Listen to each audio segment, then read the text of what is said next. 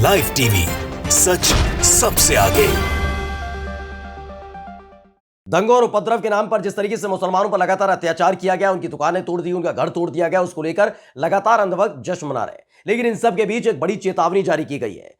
साफ तौर पर आगाह किया गया है मोदी सरकार को कि अगर इसी तरह का रवैया अल्पसंख्यकों के खिलाफ रहेगा तो बड़ा नुकसान हो सकता है, आर्थिक तौर पर तो बहुत ज्यादा, क्योंकि भारतीय प्रोडक्ट्स को पहली फुर्सत में तमाम देशों की सरकारों से लेकर वहां के नागरिक दरकिनार कर सकते हैं और इसका सीधा असर पड़ेगा भारतीय राजस्व पर, भारतीय अर्थव्यवस्था पर। जो 5 ट्रिलियन का आप सपना देखा करते हैं, वो सपना चकनाचूर होने वाला है, और वो भी आपकी ही कारगुजारी की वजह से। क्योंकि अल्पसंख्यकों के खिलाफ जिस तरह का माहौल बनाने की कोशिश की जा रही है, अब उसकी चर्चा विदेशों तक होने लगी है। इसलिए एक बड़ी चेतावनी आई है। नमस्कार, मैं हूं प्राज्वल गौतम और आप देख रहे हैं द लाइव टीवी। दरअसल आपने देखा ही है कि अल्पसंख्यकों के खिलाफ किस तरह का माहौल, अल्पसंख्यक मतलब मुसलमानों के खिलाफ। दंगा कहीं भी हो, लेकिन अपराधी केवल घोषित कर दिया जा रहा है मुसलमानों को, और उसके बाद न केवल उनकी गिरफ्तारी हो रही है, बल्कि उनकी दुकान मकान भी तोड़ दिए जा रहे हैं। यह खबर लगातार इंटरनेशनल मीडिया तक पहुंच रही है। लोग इस खबर को पढ़ रहे हैं, देख रहे हैं कि जो बुलडोजर दौड़ा करते हैं, वो दौड़ने के बाद कहां पहुंच जाते हैं। धर्म को देखकर, नाम को देखकर घर भी तोड़े जा रहे हैं और दुकानें भी तोड़ी जा रही हैं। लगातार दोनों ही तरफ से पथराव भी होता है, लेकिन सरकारों को दिखाई देता है केवल मुसलमान पथराव कर रहा है, और इसका खामियाजा जरूर अभी भुगतना नहीं पड़ रहा है। लेकिन जो एक चेतावनी जारी हुई है, जो बाकायदा एक रिपोर्ट जारी की गई है, उस रिपोर्ट ने साफ तौर पर मोदी सरकार को आगाह कर दिया है। आगाह क्या, चेतावनी दे दी है कि अब भी चेत जाइए, अल्पसंख्यकों के साथ ऐसा व्यवहार करना बंद कर दीजिए, वरना आर्थिक तौर पर, अंतर्राष्ट्रीय स्तर पर बड़ा नुकसान उठाना पड़ सकता है। सबसे पहले हिंदुस्तान की खबर पढ़कर सुनवाना चाहते हैं, क्योंकि उसी में ही पूरी रिपोर्ट छपी है। दरअसल आपको याद होगा, रघुराम राजन जो आरबीआई के पूर्व गवर्नर हैं, वो कई बार कई दफा इस तरह की सलाह सरकार को दे चुके हैं, लेकिन ये सरकार कभी किसी की सुनती नहीं है। आर्थिक तौर पर जितना नुकसान आज देश को हो रहा है, वो सरकार की नीतियों की वजह से हो रहा है। समय समय पर रघुराम राजन ने बताया कि ये नीति मत अपनाइए, लेकिन सरकार अड़ियल रही, वही नीति अपनाई गई और उसके बाद बेड़ा गर्क हो गया। चाहे वो मामला जीएसटी से जुड़ा रहा हो, चाहे वो नोटबंदी से जुड़ा रहा हो, हर मुद्दे पर रघुराम राजन ने अपनी दूरदर्शिता का परिचय दिया था, लेकिन सरकार सुन नहीं रही थी, जिसके बाद आखिरकार उन्हें एक और चेतावनी जारी करनी पड़ी है। दरअसल रघुराम राजन ने एक चेतावनी जारी की है, और चेतावनी क्या है सुन लीजिए। हिंदुस्तान ने बाकायदा रिपोर्ट पेश की है। देश की छवि अल्पसंख्यक विरोधी बनी तो भारतीय कंपनियों को होगा नुकसान। रघुराम राजन की चेतावनी। कौन है रघुराम राजन? रघुराम राजन आरबीआई के पूर्व गवर्नर हैं, जिनके साथ मोदी सरकार का 36 का आंकड़ा हो गया था। इस बात को लेकर कि जो नीतियां वो लगातार ला रहे थे, जो नीतियों की वो बात कर रहे थे, वो नीतियां मोदी सरकार को पसंद नहीं आ रही थी। पसंद तब नहीं आ रही थी तो लोग कहने लगे थे कि रघुराम राजन में ही खोट होगा।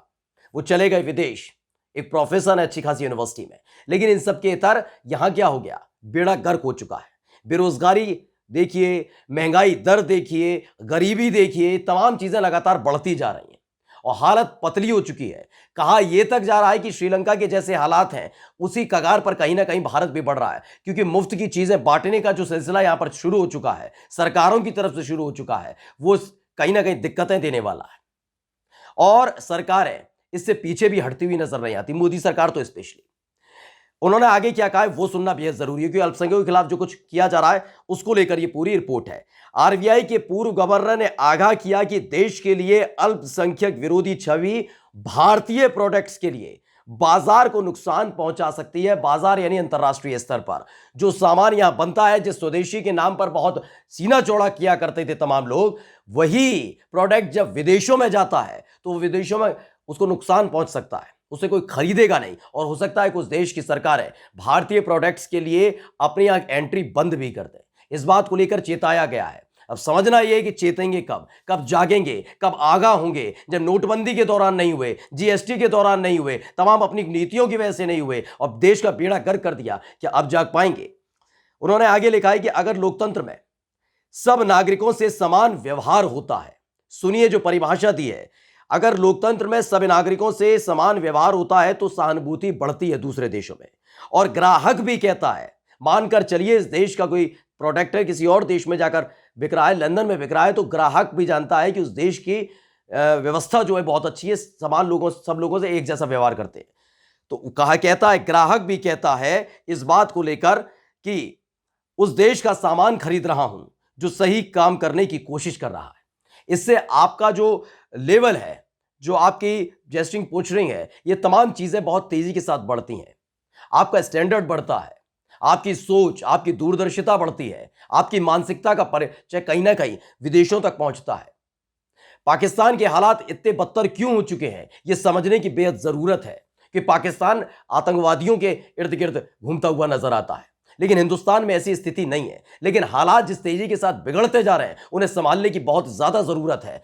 पूर्व आरबीआई गवर्नर रघुराम राजन इसी का जिक्र कर रहे हैं कि इस वक्त जैसे मुसलमानों को निशाना बनाया रहा है, अल्पसंख्यकों को निशाना बनाया जा रहा है, उस पर तुरंत रोक लगनी चाहिए, क्योंकि अब अंतर्राष्ट्रीय स्तर पर वो मुद्दा उठने लगा है।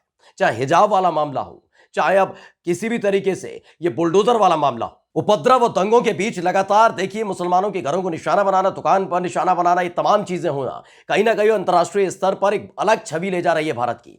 उन्होंने आगे लिखा है कि सरकारें इस आधार पर फैसला लेती हैं, जैसे विदेश की सरकार है, कोई भी देश है, वो भारत को लेकर किसी भी देश को लेकर किस आधार पर फैसला लेता है कि कोई देश विश्वसनीय भागीदार है या नहीं, वो अपने नागरिकों से कैसा व्यवहार कर, जब अपने ही नागरिकों का सगा नहीं है तो हमारा क्या सगा होगा, इस आधार पर वो फैसला लेते हैं। अपने अल्पसंख्यकों से कैसे पेश आता है, क्योंकि बहुसंख्यक जहां होते हैं उनकी भागीदारी हर जगह अच्छी होती है। ये किसी भी देश पर है, ये हिंदुस्तान के लिए नहीं है। बात चाइना चले जाइए, आप नेपाल चले जाइए, पाकिस्तान चले जाइए, बांग्लादेश चले जाइए, अमेरिका चले जाइए, जहां भी जाएंगे वहां आप प्रशासनिक स्तर पर देखेंगे, आप अगर राजनीतिक स्तर पर देखेंगे, तमाम चीजों में उनकी भागीदारी सबसे ज्यादा होती है। हिंदुओं को, जैसे हिंदुस्तान के अंदर आप देखेंगे कि राजनीतिक तौर पर, प्रशासनिक स्तर पर या किसी भी स्तर पर देखेंगे वो सबसे आगे होंगे, लेकिन अल्पसंख्यकों के साथ आप व्यवहार कैसा करते हैं ये इसलिए बेहद महत्वपूर्ण हो जाता है क्योंकि आपकी सरकार वहीं तय हो जाती है। अपनों के लिए तो हर कोई करता है, अपने समुदाय के लिए, दूसरे समुदाय के साथ आपका व्यवहार कैसा है ये तय करता है, और उसी के आधार पर सरकारें अपने देश के बाजार का दरवाजा आपके लिए खोलती हैं। लेकिन जो स्थिति भारत की बनती नजर आ रही है, उसको देखते हुए चिंता जता दी और चेतावनी भी जारी की है। साथ में उन्होंने दो देशों का बकायदा उदाहरण भी दिया है, चीन का भी और यूक्रेन का भी। उन्होंने, जो हिंदुस्तान ने खबर छापी है उसमें चीन के लिए लिखा गया है कि जिस तरीके से उइगर और बहुत हद तक तिब्बतियों के साथ जो व्यवहार चीन का रहा है, उसने उसकी नेगेटिव छवि बनाई। आपने देखा भी होगा पिछले कुछ सालों के अंदर चीन के कई प्रोडक्ट्स पर प्रतिबंध लगा। कहीं ना कहीं ये बड़ा तगड़ा झटका जरूर है चीन के लिए।